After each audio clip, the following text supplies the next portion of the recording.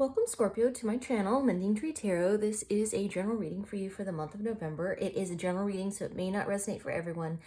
Please take what resonates for you, leave the rest behind. I take pop out, so in the interest of time, I've already cleansed, meditated, shuffled, and taken those cards for you.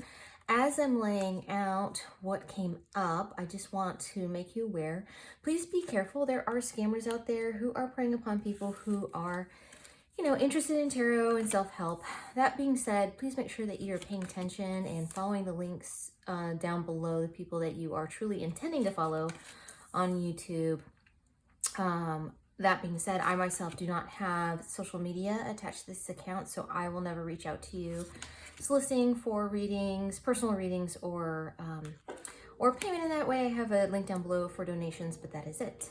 All right, getting into your reading, I have some oracle cards to get the general feel, and then I have Rider-Waite for the more specifics. And I am using the Shaman's Dream Oracle here. I will, at the end, pull 2 cards for advice for you, just to kind of make you aware of that. Also, just to let you know, as I kind of laid this all out here, it actually is looking good for you. This is a pretty good reading, Scorpio.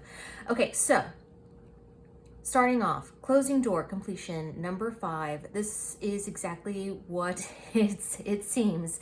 It looks like you've completed something and that you're moving on to something new. This is a large lesson, either a relationship or perhaps a job, something it is that you have ended or decided that is ending. So you've started to take steps to actually close the door on a situation, relationship, job, whatever it may be. And that you're deciding to take those forward steps to move in another direction. It's actually kind of the heart and soul of your reading here. Number 31, in the hand, the universe is your partner. So at this moment in time, you are working in co-creation and kind of deciding what it is that you want your life to be right now. You're really kind of going through and realizing what it is that you actually have control over. And I think that through closing the door and realizing that you could close the door on the past situation, it is causing you to realize that you have more control over your current life right now than you currently realize. And I think that you knew that before, but somehow this has really taken it to a whole new level where you started to realize and become aware of certain boundaries that you had put on yourself that you now realize are not necessary. They weren't really boundaries. It was something that you were putting on yourself. So for that reason, you're now looking at things in a new way so that you can create.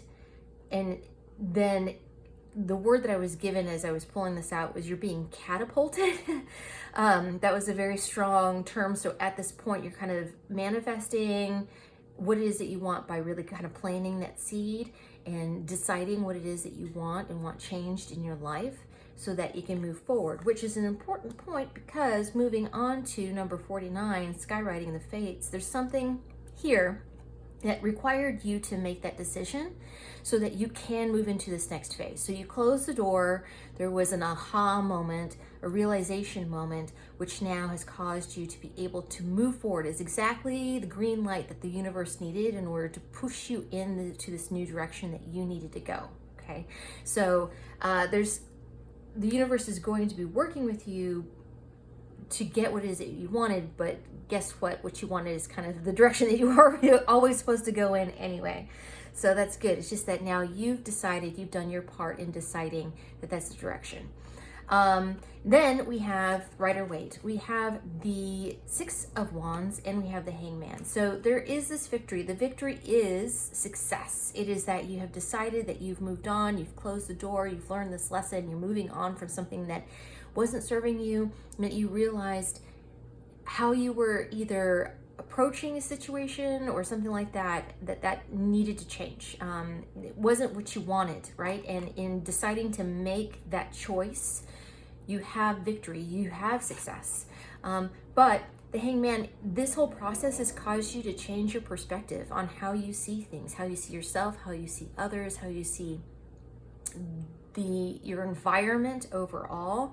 It's kind of exactly as the Hangman has turned you on your head so that you can start to see things in a whole new light, And like I said, it removes barriers that you didn't realize that you were putting on yourself. I'm seeing this as like a freeing moment. That's a large emotion that I'm kind of getting from this, that you're being freed.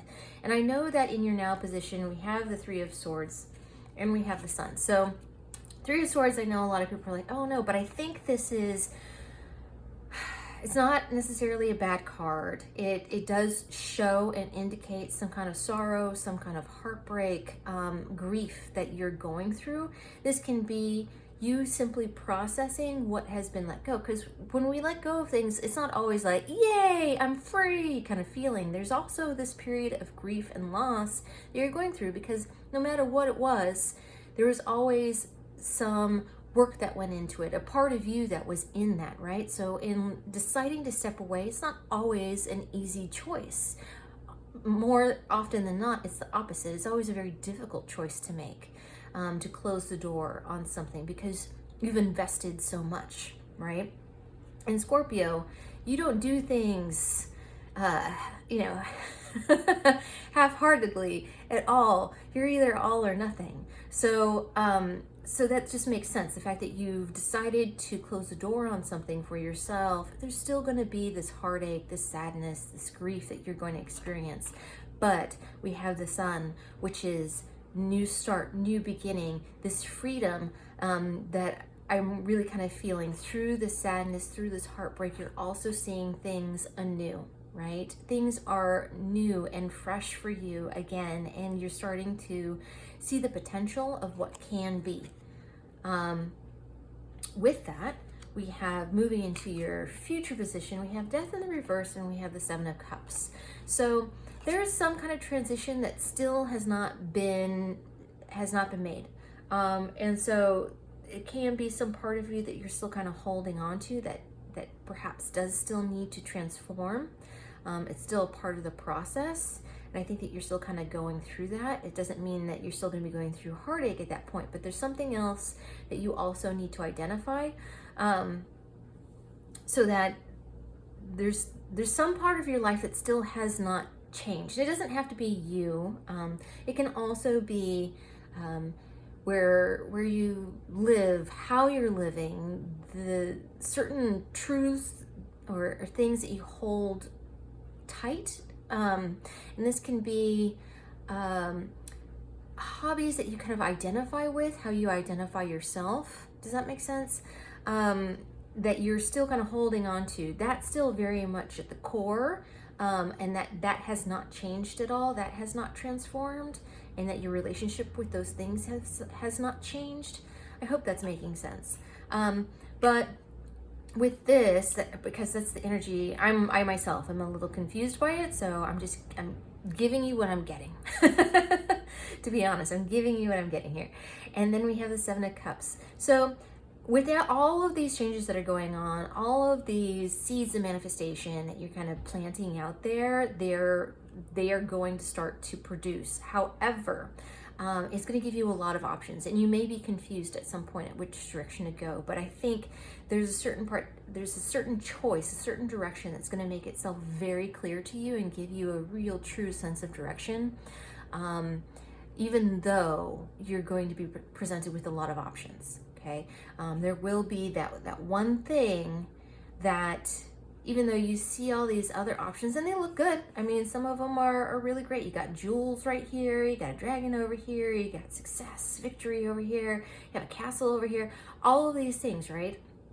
But the one thing that you can't really see, that's still a little bit elusive for you, that you're going to be working towards, you're kind of like, I see you walking through a tunnel with blinders on, walking in one poignant direction with all of these other things going on around you. And so I see that your direction is going to become very clear to you on where you need to go. So this looks like some real success for you, Scorpio, and I like that. So getting into your advice, thank you, Spirit Guides, Guardian Angels. I'm going to use the Earth Wisdom first. What advice do you have? Looking for one card, please, for Scorpio for the month of November. asking for one card for advice for Scorpio for November. Thank you so much. Truly appreciative of all the advice and guidance that you give. Okay. See, this is why I do this ahead of time, because they can be a little particular at times. Here we go. Divine connection. All right. And then it's number 8, if you wanted to know. Archangel Michael, what advice do you have for Scorpio for the month of November, please? I'm looking for one card. What do you have to say that would be helpful for Scorpio during this month, for the benefit of everyone concerned? Thank you so much. Almost. You can always fast forward through this portion if you want to say that. There we are. Thank you. I'm truly grateful. Okay, so energy healing work. Oh, that makes sense when you're reading. Okay, number 8. I'm going to read from the book on these so that you have a very clear picture of what these mean. Divine connection. So the plant here is water lily. It opens the crown chakra, it raises awareness and encourages enlightenment. The stone is selenite, which supports connection to the divine. Instead of looking externally for guidance, which can be open to misinterpretation or put you at the mercy of someone else's agenda, focus on strengthening your own connection with the divine. This is your best, most reliable North Star, the guiding source that you can always follow even through the darkest night. The quote, I look to my own North Star and am guided by the truth of my spirit. I am complete in myself and confident in my connection with the divine. Which makes sense. You're co-creating with it, so. All right, and energy healing work. Find this for you. This card signifies that your present situation could benefit from healing energy, which you can elicit from the angels. Just ask them. A qualified energy healer or from your own intentions and energy. Other possible meanings can be take measures to boost your energy and vitality, such as exercising, eating healthfully, enroll in an energy healing course, book a session with a qualified energy healer.